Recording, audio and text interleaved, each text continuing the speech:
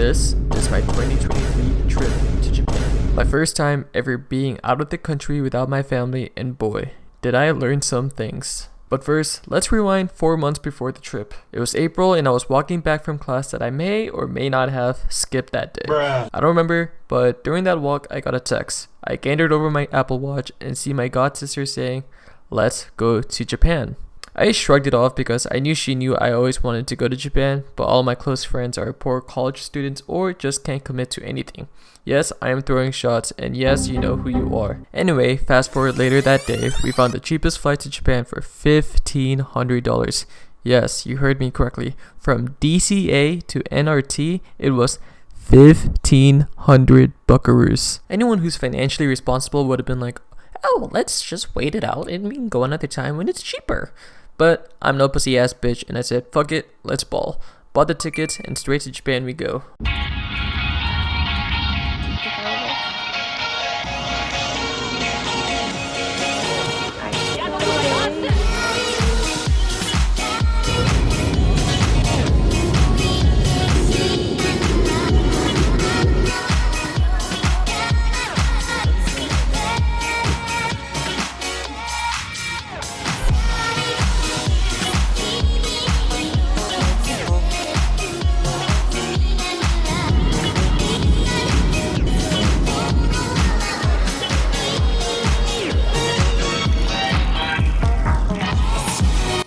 So we finally made it to Japan, and our first accommodation was at Taito City in Tokyo. We booked all of our accommodations on Airbnb for the simplicity and probably spent around less than $90 a night at each location. So for this trip, we first landed in Taito City, which is where we are now, and then we went to Kawaguchi, Kyoto, Nara, Osaka, Hiroshima, and back to Tokyo. I'll have the Airbnb links on a public Google document for you guys to look at. I highly recommend all the places we stayed at. All the hosts were all nice and straightforward. The rooms were all clean and cozy. Directions to the locations were concise and descriptive. Even our last host at Tokyo picked us up at this train station and drove us to his home. Very nice of him, and thank you, Ken-san. Mind you, some of the prices might have changed since we were there, but I definitely think you should still look at it if you're interested in going and saving some money. Also, for those who are curious on how we picked what places we were going to, I basically just followed a 14-day guide first time to Japan YouTube video. As much as I want to give credit to the guide, I completely forgot which one it was, and I truly appreciate all the guides there on YouTube, very helpful. And now back to the compilation.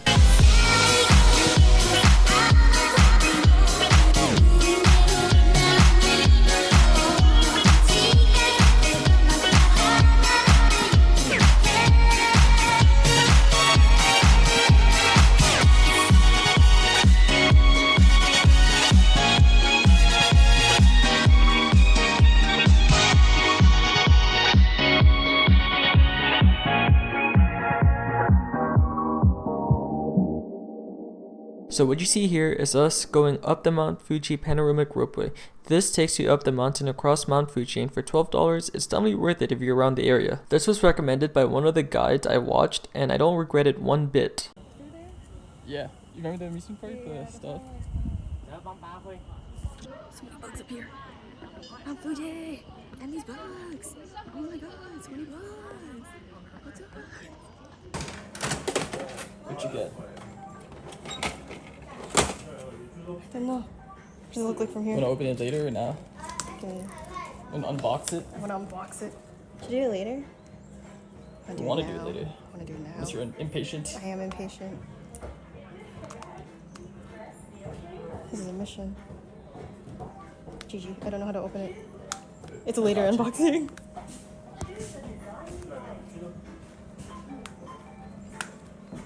You got... I don't know the character. I haven't watched Demon Slayer in a while. It's so cute. Oh, I wanted my girly though. No, they took it all.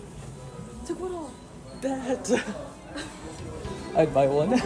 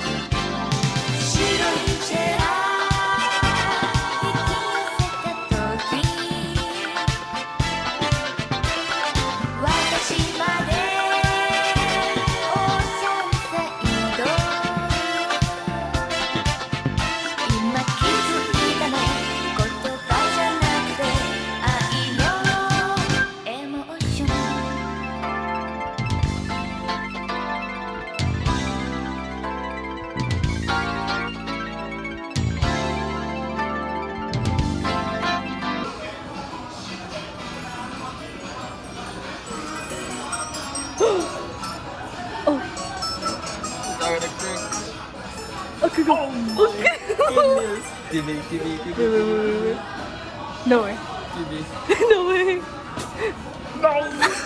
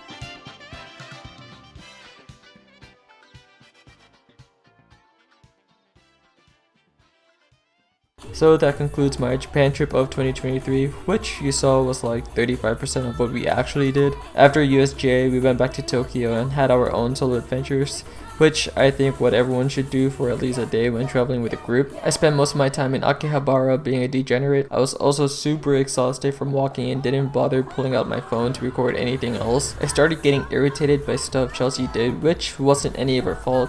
It was my first time traveling with someone alone, and I'm glad she dealt with it better than I would have. If you want to learn something from this video, my only message is, if you want to go somewhere, fuck it, just go. You can always make the money back some other time, and you won't be in your 20s forever.